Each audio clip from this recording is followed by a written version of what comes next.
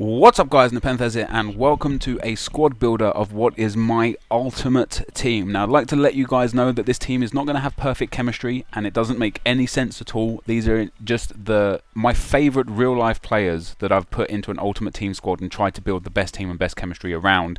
It doesn't get perfect chemistry, but it is very good. So we're going to start with the bench, guys, and on the bench we've got Jamie Reid as the first player. Now the reason why I've got Jamie Reid is because I actually got him in a pack, in a starter pack, on my Road to Glory account that I do on a live stream, and he scored some unreal goals for me considering he's rated 41.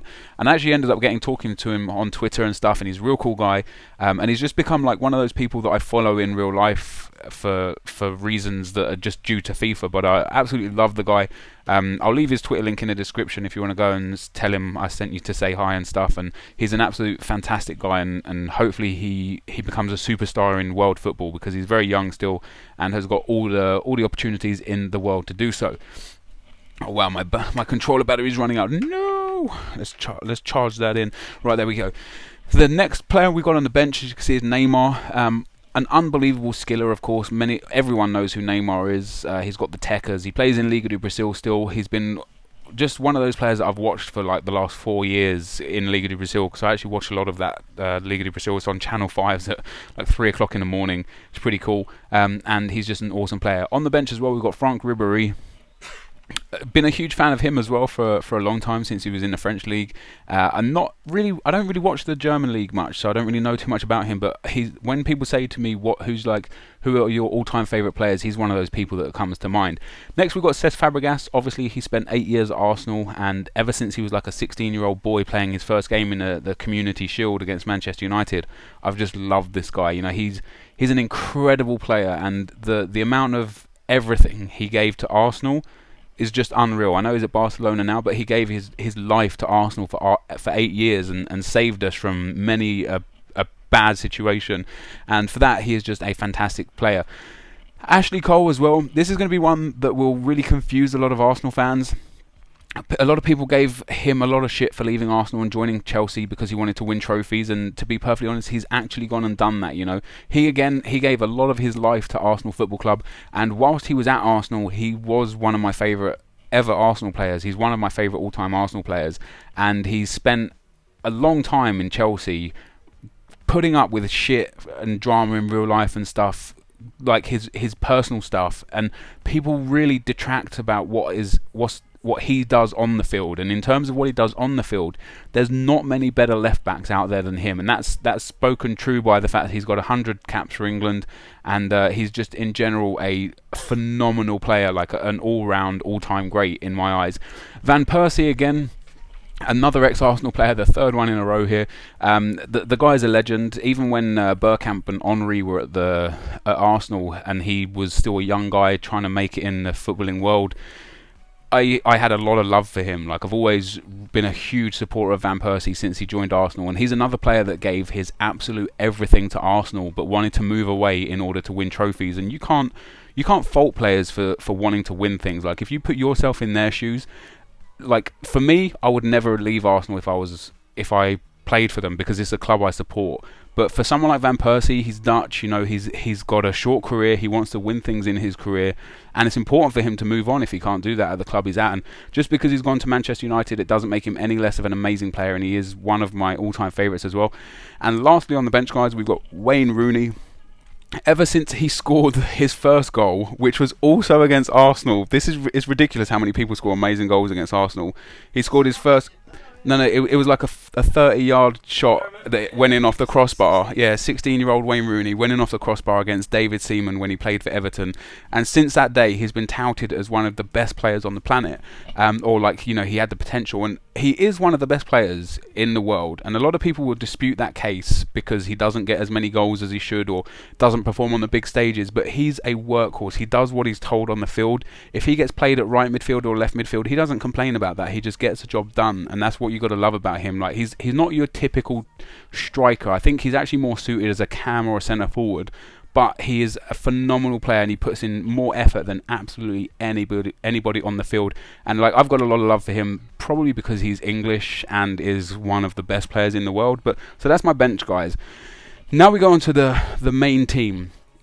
In goal, let me just put the formation to the 3-4-3 that it is. In goal, we've got, as you could probably guess, because my all-time, oh wow, this FIFA Ultimate Team is broken. So if I were to have any player in the world right now, I would have David Seaman, but of course he's way too old for Ultimate Team. He's never going to be in Ultimate Team, and unless EA put some kind of Legends thing in, he's never going to be there. Yeah, FIFA Ultimate Team Legends would be great, but David Seaman isn't there. So in place of David Seaman, we've got, come on game, Iker Casillas. So he gets a lot of shit as well, to be fair, but he is just an incredible goalkeeper. A lot of people say, you know, the defense saves him at Real Madrid. He's not as good as he should be and stuff, but I think he may already be Spain's all-time most capped player. He'll probably go on to get something like 150 to 200 caps for Spain. That's ridiculous in itself. He is one of the most proven goalkeepers on the planet, and he definitely stands head and shoulders above any other goalkeeper in this game for me. And remember, we're not talking about FIFA playing abilities right here. We're talking about like real-life abilities.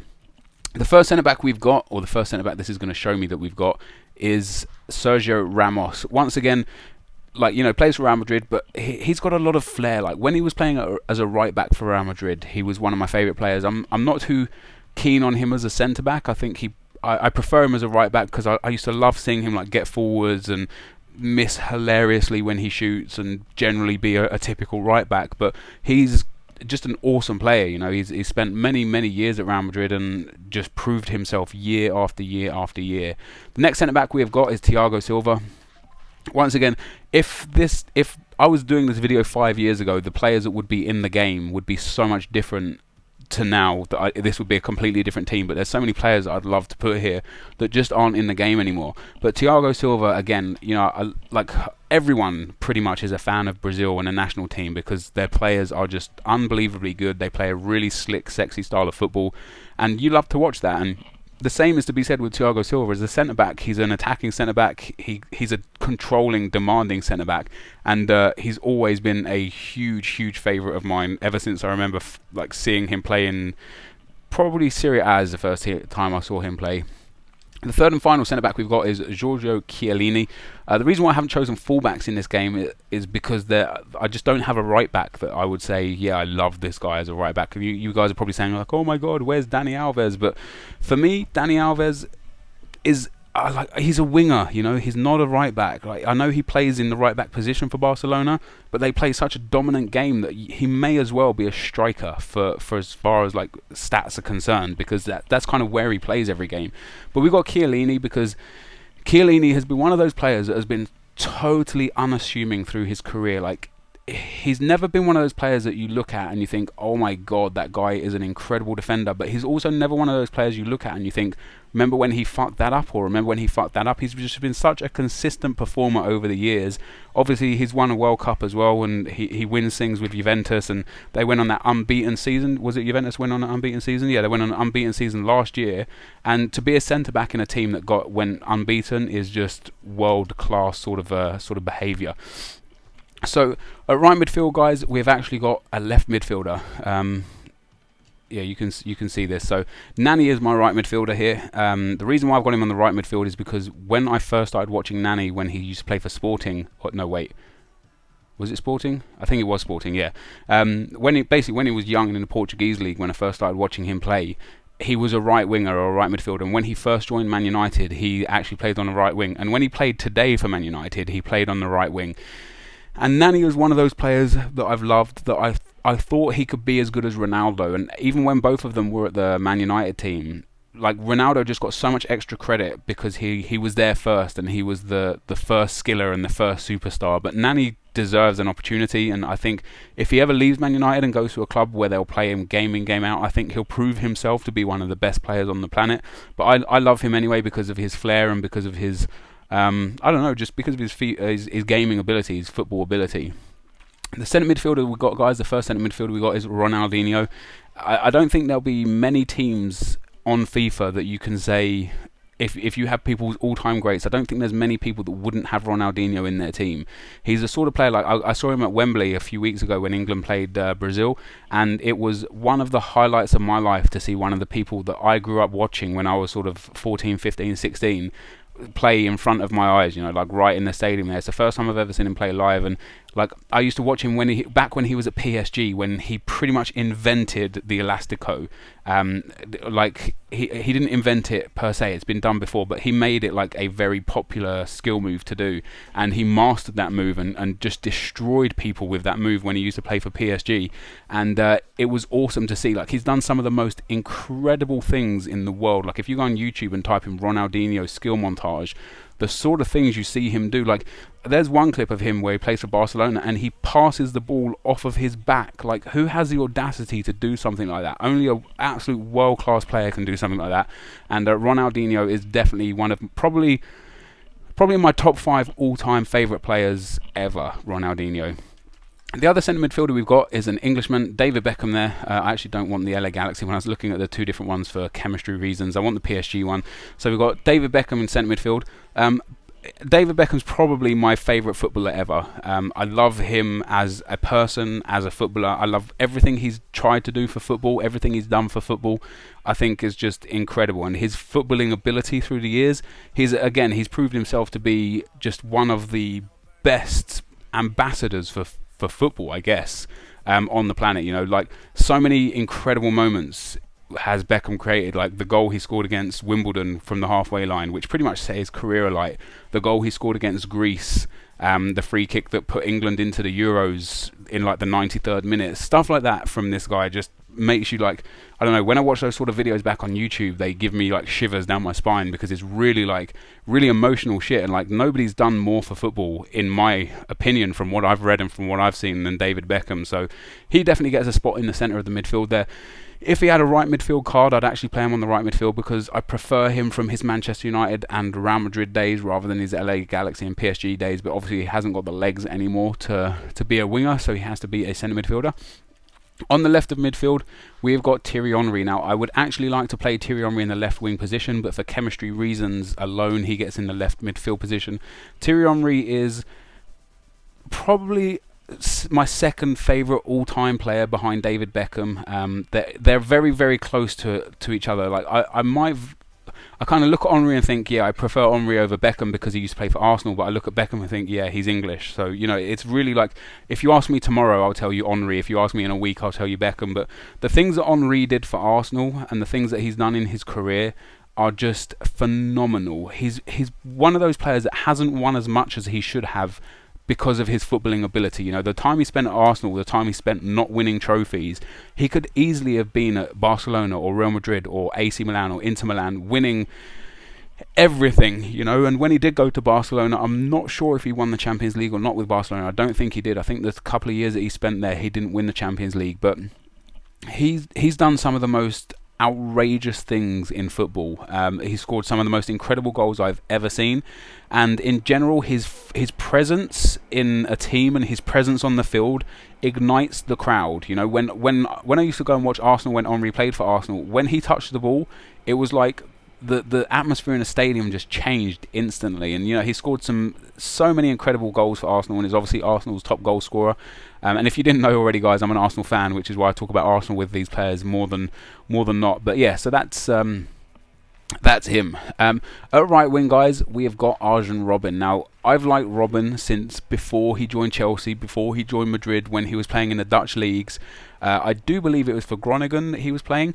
The reason why I started to love Robben is because I used to play with him in Football Manager. When he was a 16-year-old in Football Manager, he came to be one of the best players in the game by the time he got to 23 or 24. Who knew that he would be that good in real life as well? But he is just a master on the ball. Like, I enjoyed him much, much more when he was playing at Real Madrid. Like I said, I don't really watch the Bundesliga much, so I don't really see too much of him these days. But from what I've seen of him when he played in Holland and when he played in Spain, he's just an incredible player. He's so gifted and so good to watch when he's on the ball. The striker we've got, guys, is Lionel Messi. He's also in my top 5 all-time. In fact, my top 5 all-time players are quite possibly in this team, and we've got Ronaldinho, Beckham, Henry, Lionel Messi there. You know, he sets the world alight. There's no player better than him out there. A lot of people may say, you know, Cristiano Ronaldo is better than Messi. You're entitled to your opinion just as much as I'm entitled to mine, and in my opinion, there's not a better player that has ever graced this planet than Lionel Messi. To score 91 goals in a calendar year, to win the Ballon d'Or so consistently, and just to carry a team just so much is just unreal. You know, you might say, oh, he can't do it without the midfielder behind him. That's nonsense, because if you can replace the midfielders. Don't get me wrong, Xavi and Iniesta are unbelievable players, but you've got Fabregas, you've got Sergio Busquets, you've got Xabi Alonso. You know, like there are other passers of the ball. There are other passers, other people that can pick out those passes. Like, you could put Santi Cazorla in that team. You could put Jack Wilshere in that Barcelona team, and they will give Messi the exact same service that Xavi and Iniesta give him.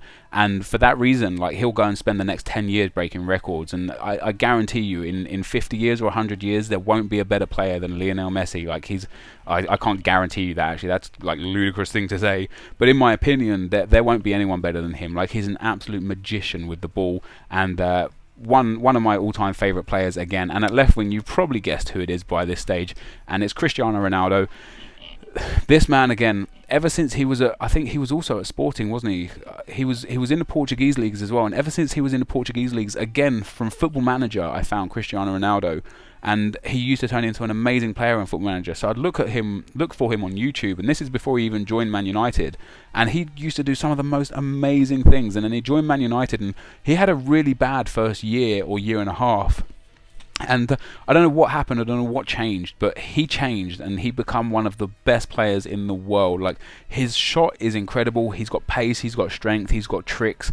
He's like a complete player. Like, whereas Messi wouldn't do so good in certain positions, Ronaldo's the sort of player you can play anywhere on the field and he will tear it up. You know, I would say he's got a better all-round game than Lionel Messi. I still believe Messi's a better player, Messi's a better finisher, a better striker, but Cristiano Ronaldo has got a much better all-round purpose and a much better all-round game, and that's pretty much why I love him. You know, he's the sort of player, again, that I would pay a lot of good money to go and watch play. I've never seen him live, but I really, really want to go and see him play live, so I might be taking a trip to Spain in the next few months to go and watch Real Madrid play football. But this is my ultimate team, guys. Hopefully you enjoy it. Now, it's only got 83 chemistry, and that's with a manager and 2 extra chemistry points, and it's only got 71 chemistry without him. The biggest negative on this team is Nani with 2 chemistry, but there's no one else that I would rather have in that position. And of course, I could swap Henry and Nani around, and it boosts the chemistry. Oh, it does actually boost the chemistry. Yay! So yeah, because of the Portuguese links. Derp. So yeah, maybe we'll keep it like that and keep Henry on the right. But Henry doesn't play on the right, which is why I don't keep Henry on the right, because he plays on the left. But anyway, that is my ultimate team. Hopefully you enjoyed this video. Hopefully you enjoyed me talking a little bit about why these are my favourite players and why I've got them in this team. If you guys want to send me links to your ultimate teams, feel free, and maybe I'll showcase a few ultimate teams that you guys love, teams that don't necessarily care for chemistry, but your ultimate team because you love the players. If you guys want to send me those on YouTube, inbox them to me, that'd be awesome. But anyway, guys, this is going to be the end of the video. Thank you for watching. I realise this has been an exceptionally long video, but yeah, thanks for watching. And I'm gonna play a shooting for silverware with this team, because I haven't done that series in a long time, and I think it'll be a fitting way to use this team, just to win 1 trophy with them and then send them on their way. But as always, guys, thank you very much for watching. I really appreciate your support, and I'll see you next time. Cheers.